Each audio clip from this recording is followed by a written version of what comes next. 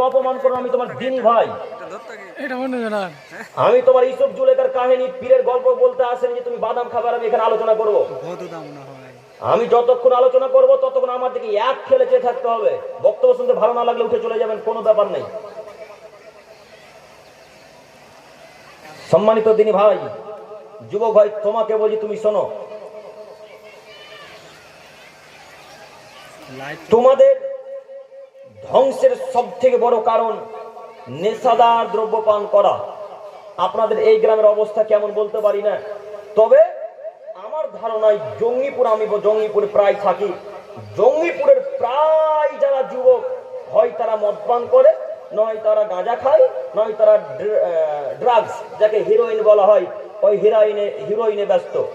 আপনাদের এই যে এই গ্রামে হিরোইনের কাজ ব্যবস্থা চলে না? আলহামদুলিল্লাহ, প্রায় যুবক